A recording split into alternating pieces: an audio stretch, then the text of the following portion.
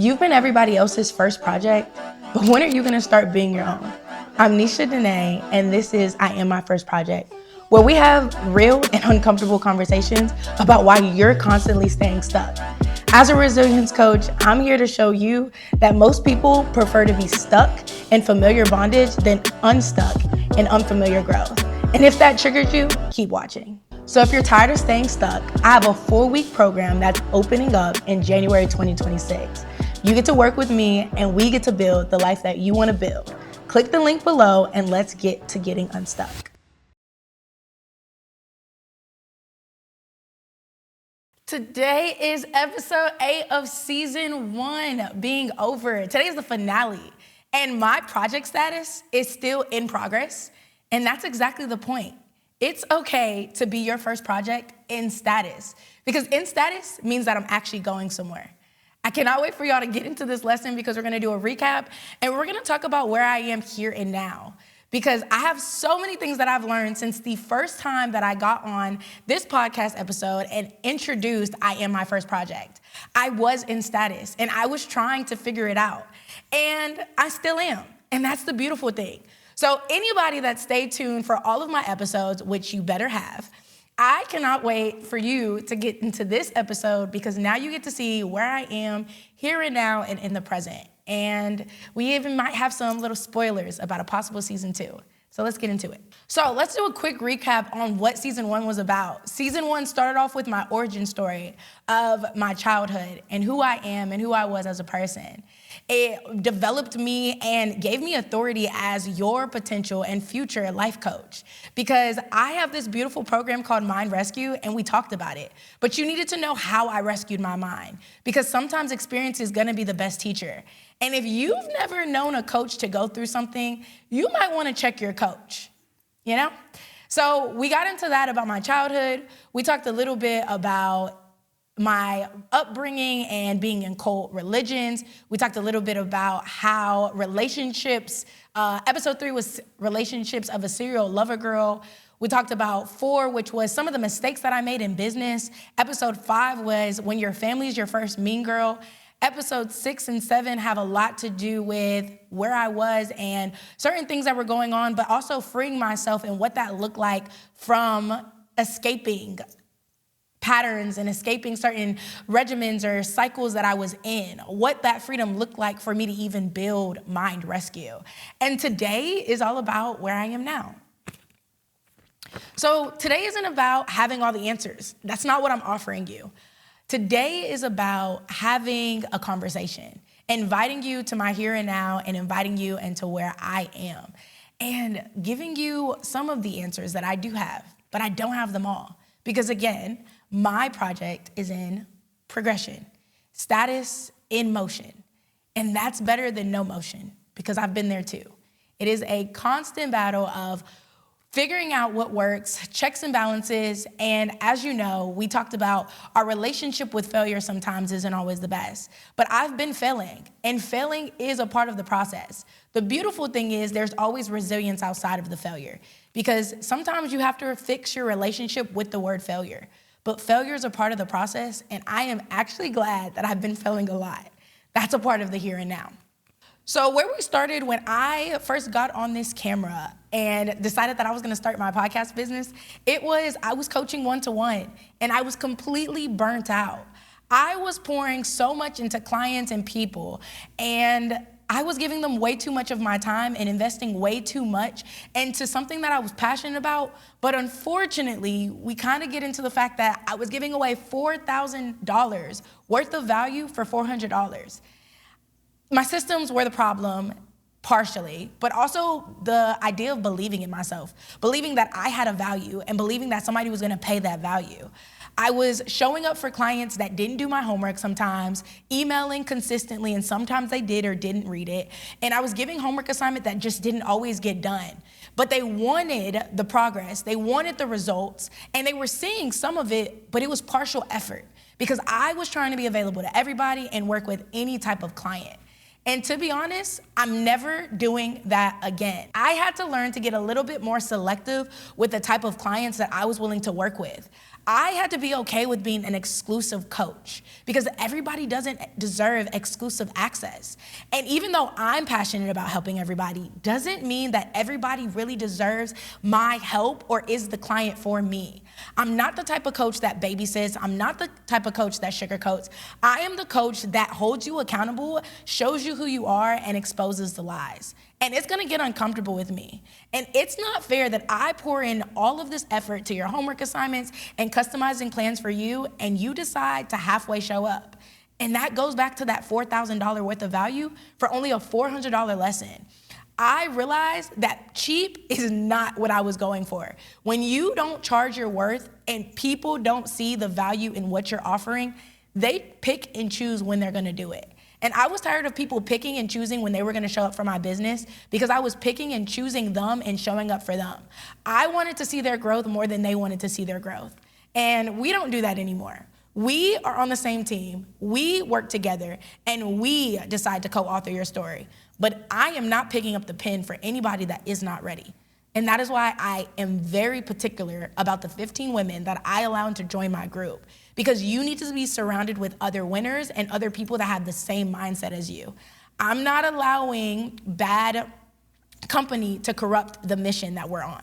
The other issue that I'm gonna see in this season is confused identity. I was having an identity crisis, but in my business world. I wanted to be a coach one day, a creator the next day, and an influencer the other day. I was trying to embody all of these different roles, and I couldn't figure out which one to stick with. For content creating, I was just posting random stuff and trying to get the content out because that's what I thought you were supposed to do. For influencing, I was realizing the power of I didn't need all the followers, just like Jesus. He only had 12 disciples, but the influence was magnetic. He was able to pull people in, and that's something I was already doing organically. And then I was trying to put myself as the coach because that's what I want to do. I want to coach women and coach people out of their issues and their circumstances and let them know that they have the power to change anything and transform themselves. But my methods weren't always the best. So what did I end up learning? I learned that people were already looking for me organically. There were already clients and people out there that wanted me, and I just had to make sure that I was making it onto their algorithm, making it at their networking events, or making it into their circle. I'm not here trying to convince people to work with me. I'm just trying to be available because I'm the solution to so many people's problem. And that is what I had to realize, to position myself where I was the solution, where I had tools and I had the ability to tell you, hey, we can navigate this together. Sometimes it was me not believing that I could take up space in certain areas or certain rooms, but it was also me limiting my access, limiting where I was showing up and limiting how I was showing up because I was scared. And that was something this podcast also taught me. From episode 1 all the way to episode 8, that was something this podcast taught me. From episode 1 all the way to episode 8, I had to get my own voice. I had to get comfortable behind the screen. I had to get comfortable with people watching me. I had to be okay with taking up space and have uncomfortable conversations with other people in the room, not just at home behind a camera editing myself. But that was a part of the process. And I gained so much confidence in that process because sometimes you have to be in action to be able to find where the progression is. But I couldn't find out or even determine my own progression if I wasn't moving forward. The problem also wasn't awareness that I was having. It wasn't that I wasn't posting enough content. It wasn't that I wasn't showing up all the time because I posted content for 260 days straight. It wasn't the fact that I wasn't flooding the algorithm or even showing up for my business. It was just the fact that I wasn't making awareness that I had a business.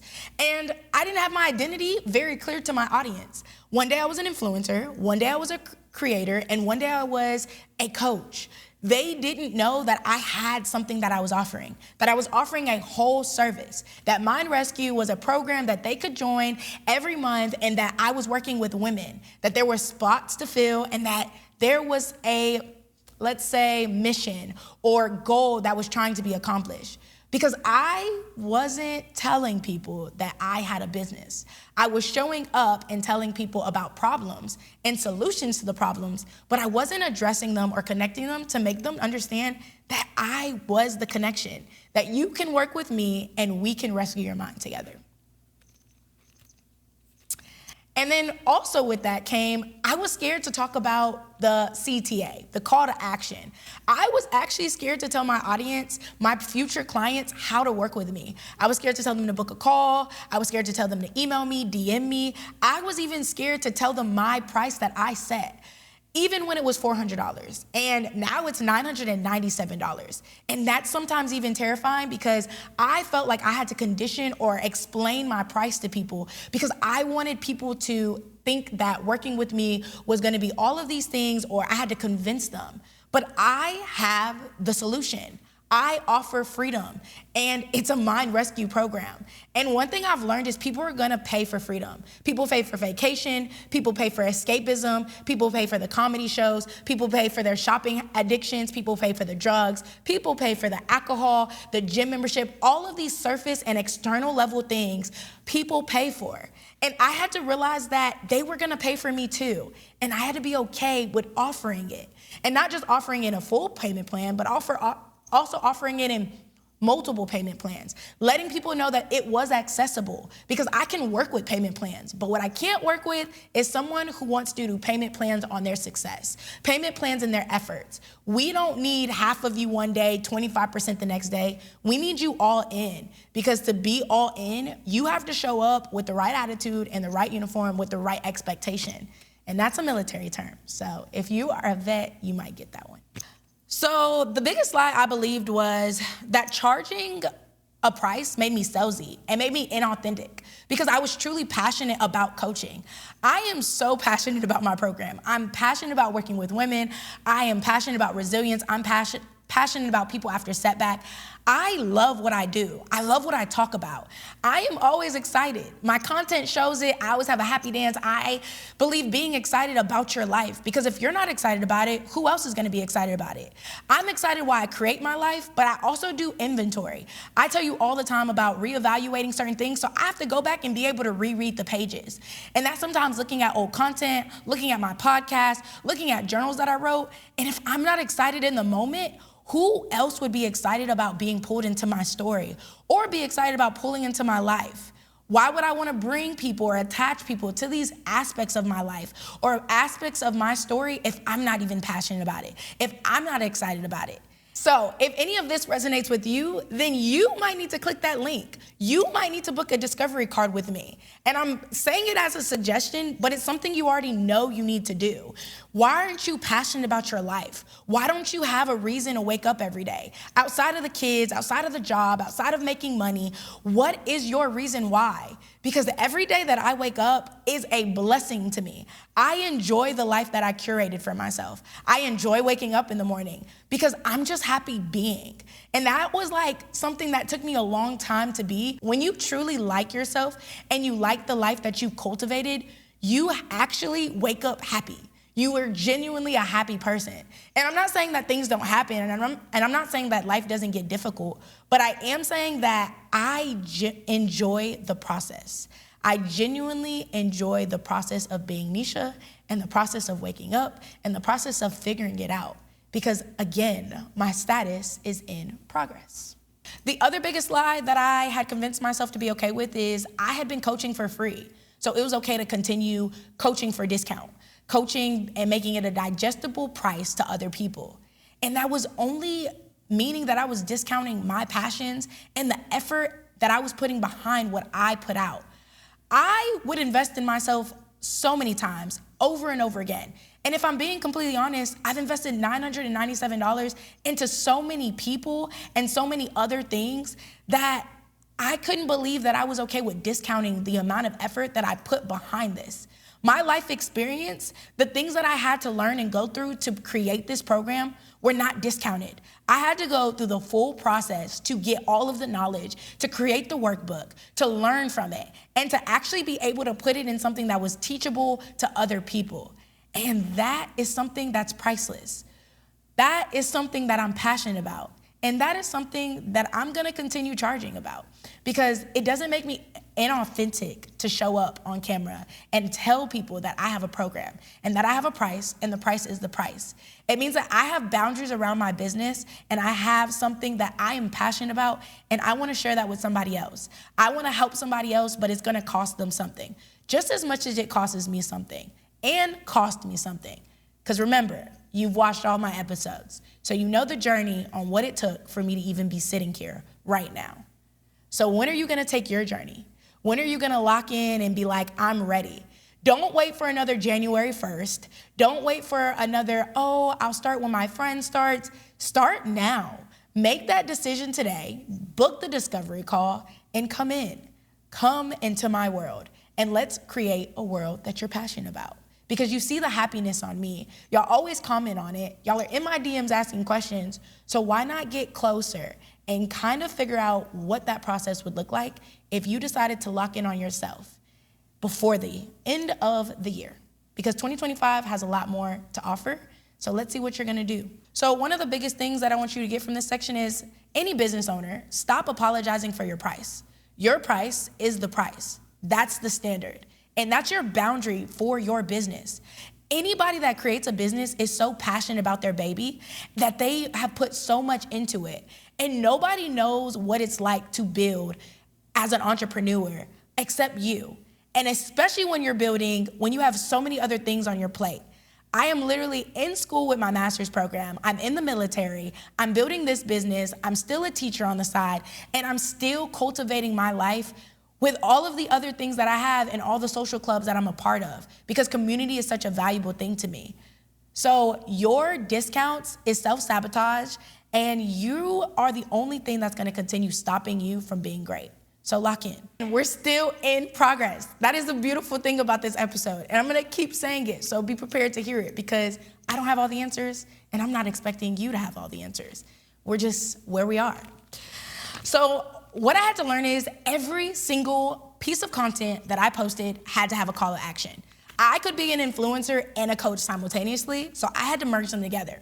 That was one of the lessons that I had to learn. It is okay to call my audience out, and it was also okay to influence them, because I was doing that organically and naturally. By the way I talked, by the way that I showed up, this was something that was organic to me, so I didn't have to think about it too much. But CTA, expecting people to do something by calling, messaging me, or even engaging with my content, that was a little nerve-wracking, but now we're doing it. I had to give my audience a storyline. I had to grab their attention, bring them in, but also told them what to do next. Hey, this is my page. What do I offer? Why are you here? Who can I help? And what's your next step? Book a discovery call. If you want and you're ready and you don't need the discovery call, well, lock in, do the application. Those are things that they needed to know what to do. Maybe it was sometimes just answering a question on the post, but I had to give them some type of direction because I got their attention, but what was I supposed to tell them to do with it? I had to use that. I had to understand that I wasn't offering a motivational page, but I was offering a business page. I was just able to find a way to create content. I had to realize that I was running a business page and not a motivational page. I had to be serious about my business because the only person that was gonna be able to be serious about what I was supporting or what I was pushing out was me. So I had to realize that, hey, this is not about pushing out content to motivate people. That's great and all, but I was actually trying to coach people. I was trying to pull people in to a program, but also gain a community of women and people that were actually passionate about the things that I was talking about. I didn't just want followers. I actually wanted engaged audience that supported my mission and my dream. And actually, I'm really happy about it because those are the people that are watching my podcast. Those are the people that follow my content. Those are the people that like my influence because I started speaking directly to my audience, not to everybody else, not being digestible for all to have access to. I started being exclusive with my mission and understanding that I had a specific audience and it was okay to only be accessible to them. The next one was really hard for me because I had to start limiting some of my social events. I had to stop going to certain run clubs. I had to stop going outside all the time. I had to really lock in on some of my things. And I didn't do this perfectly because I still wanted to be outside. I was having FOMO, a lot of FOMO, because I didn't want to miss out. I was able to create such a great community, and anybody that knows a season of isolation that God puts you in, after it, you want to be as free as possible. You want all the friends, all the people, all the connection, and I was eating it up. Gluttony, you can say, but gluttony for the community, gluttony for the friendships, gluttony for all of the relationships, and it was actually costing me so much business time, creating time, content time, and I felt like I had to pick one or the other instead of finding balance. That was something that I had to learn, and I'm still learning because, again, we're real and honest on this show. I am in progress. I don't have it all together. Sometimes I still struggle with saying no. Sometimes I still struggle with overbooking myself. And sometimes I'm still the burnt out coach because sometimes I don't trust the vision. Sometimes I'm scared of my own capabilities and my own success because when I start seeing it work sometimes, I'm the weapon that can form against myself. Because I'm not a coach that's gonna sit here and say I have it all together and that it's all perfect and that I have all the answers. Because I don't. And that's what I think makes me so different because I'm authentic and I pull you in on the journey with me and let you know that we can figure it out together, but I've been where you've been. These are the steps that I took. Here's a strategy. Here's the method. Let's dismantle so many of your limiting beliefs because the ceiling is not the limit. It's just the first limit that you get to and you have to push past it. And for those of you that don't know, FOMO means the fear of missing out. I was so fearful of missing out on so many things going on. And I know you are too. But the key thing about that, the really big secret that I had to realize, the outside, it's not going anywhere. The outside is gonna be waiting on you. But your business, it needs you now. So lock in and focus. So what in process also looks like. I am about to be 1 year post-divorce, or at least post-leaving, and that's crazy to me. What does it look like, or what did I expect it to look like is nothing of what I could imagine. I did not know where my life would be after divorce because a lot of times people always talk about after divorce, life goes crazy, you don't know what to do, you're not gonna be happy, you'll never find somebody else, blah, blah, blah. Cut the noise. Don't let them people keep you in situations that just don't serve you. And I'm a very big advocate for marriage. I love marriage, I love love. I'm gonna tell people, stay in your marriage, fight for it. Stop staying in these situations and stop using marriage counseling as something that you do for the post-action or the post-reaction.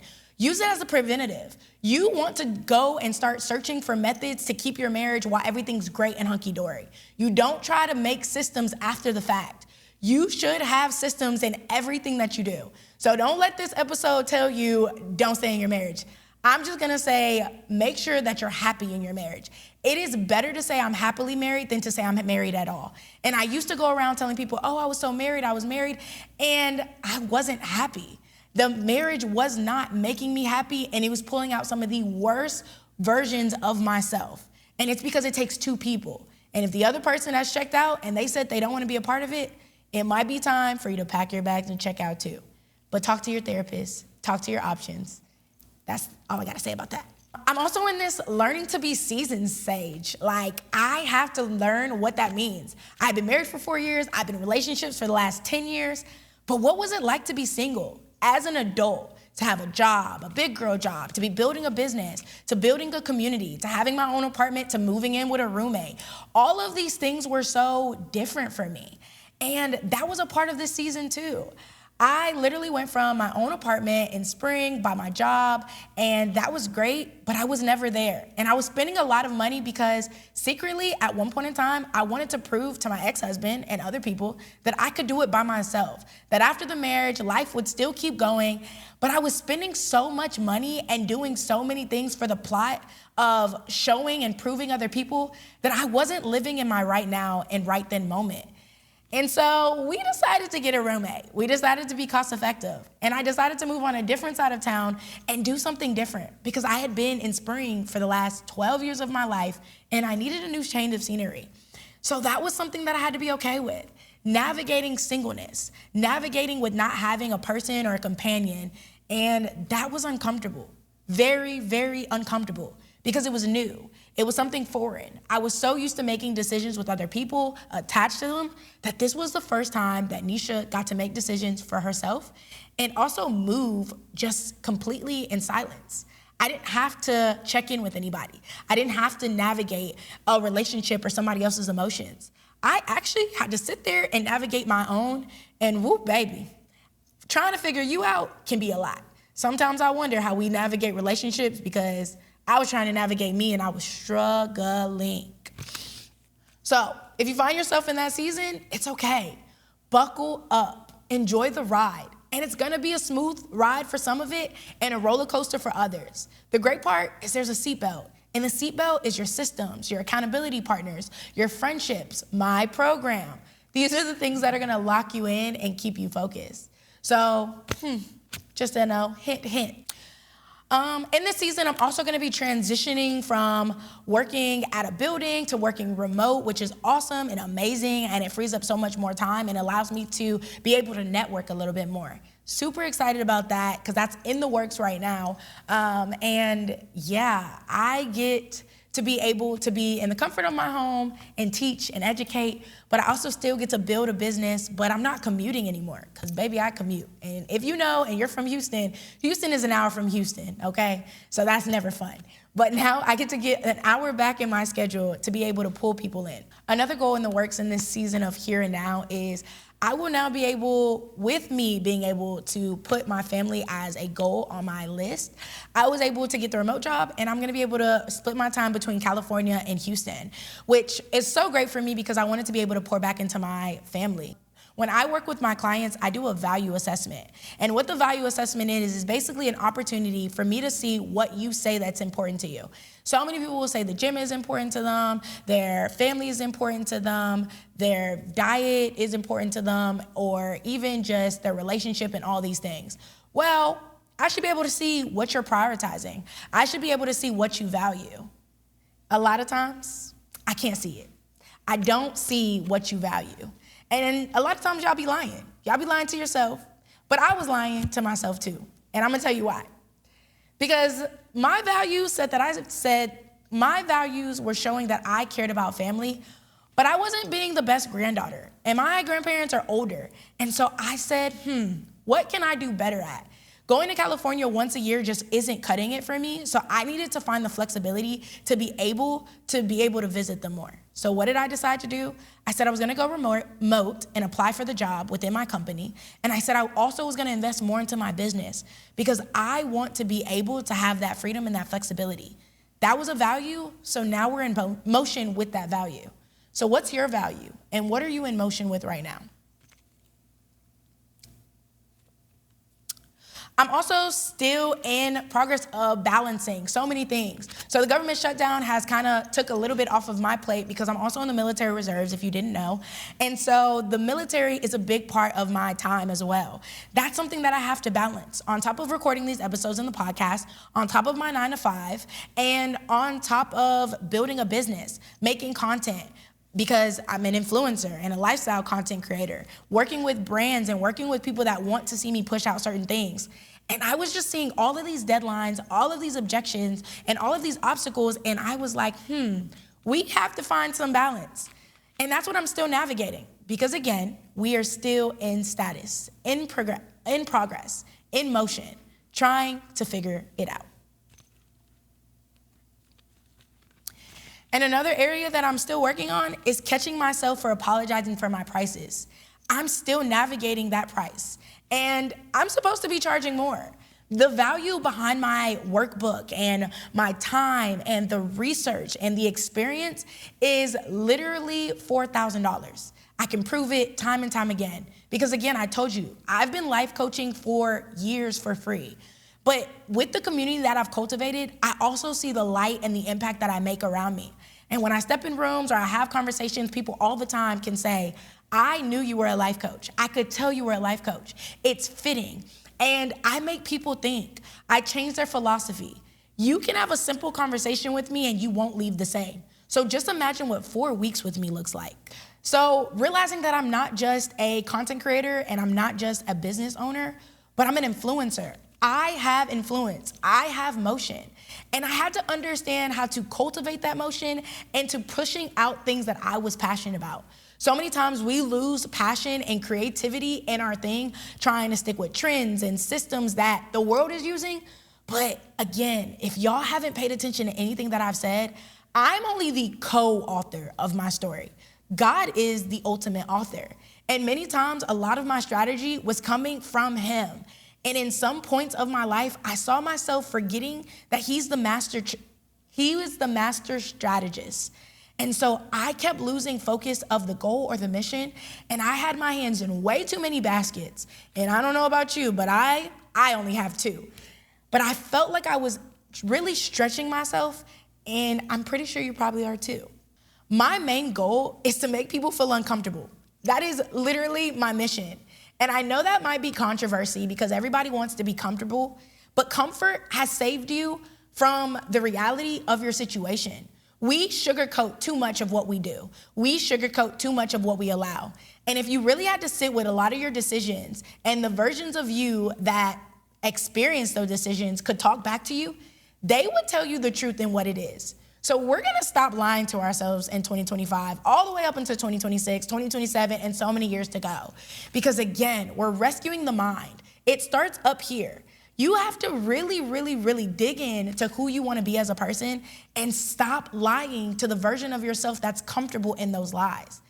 Lying to yourself should be the uncomfortable part. But unfortunately, me telling the truth and exposing you, that's what's uncomfortable. So I'm not gonna apologize for being uncomfortable because you're too comfortable in your lies, your delusions, and all of the things that you've settled and said was okay.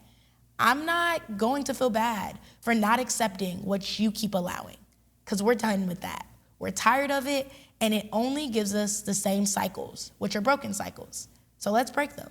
And last on that is I'm deep. I always have been, and it really is that deep. I'm so tired of people saying, it's not that deep, Nisha, it's not that deep. It's not that deep for you. It's that deep for me.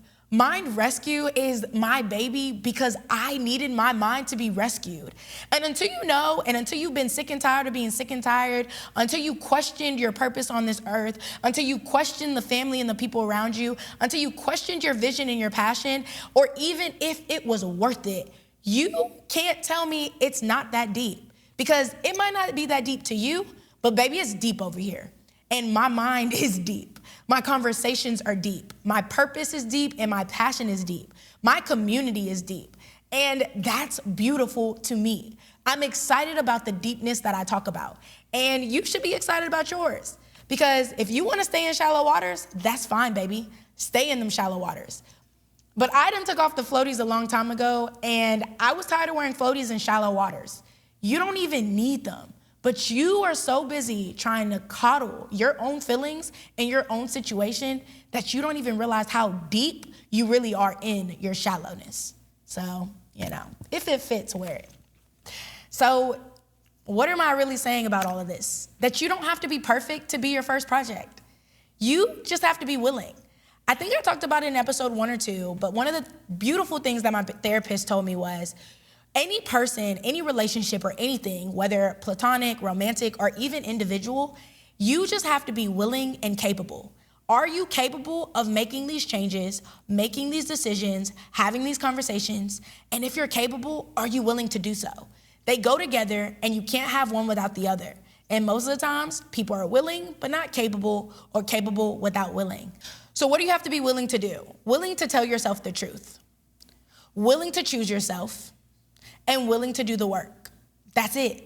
You just have to be willing to do those 3 things. So I'm gonna ask you directly, are you willing? Put yourself in this sentence. Put your name right there. Are you willing to tell the truth? Are you willing to choose yourself?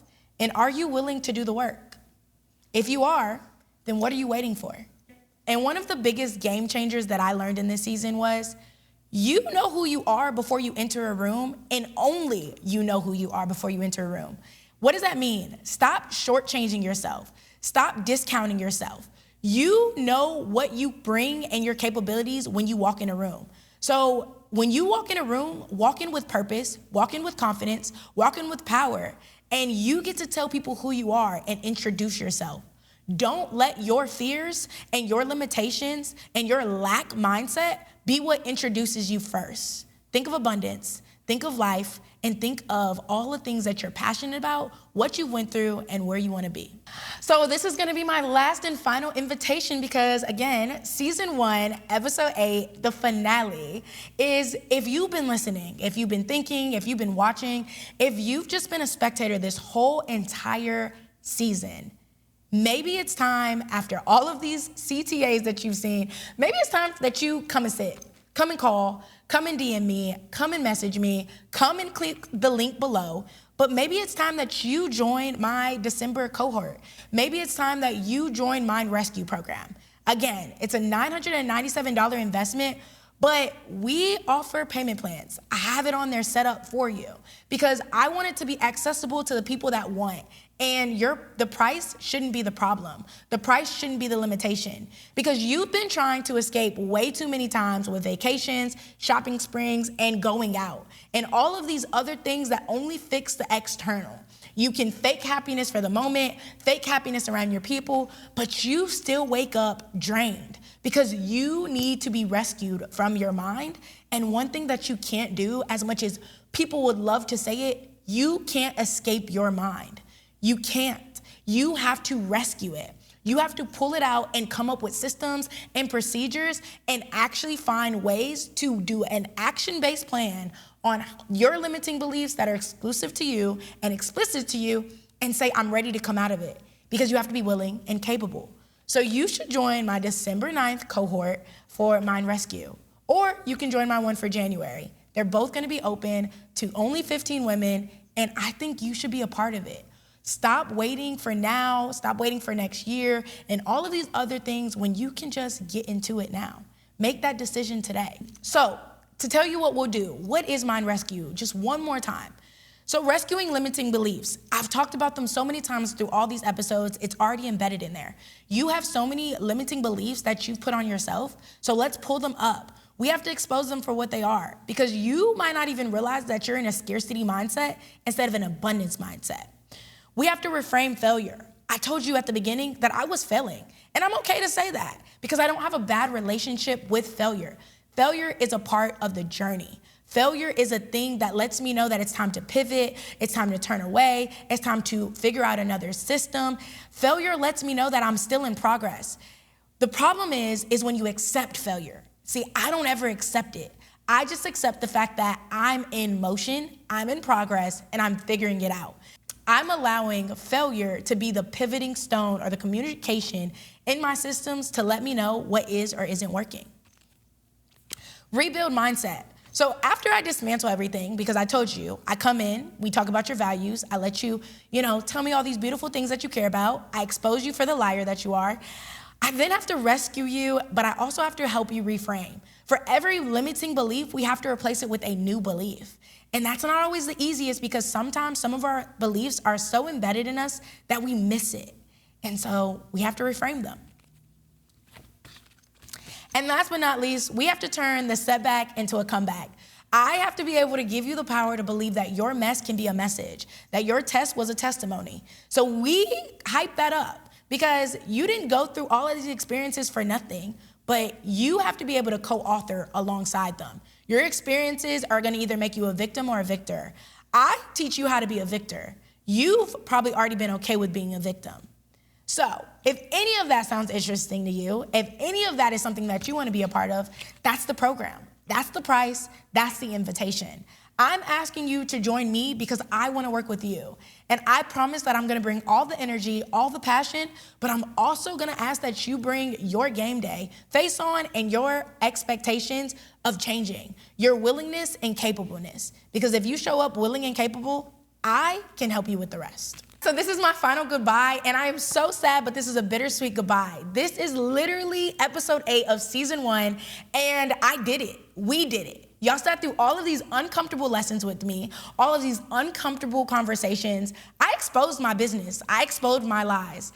I told y'all about my origin stories. I told you about my failures, and I brought you in.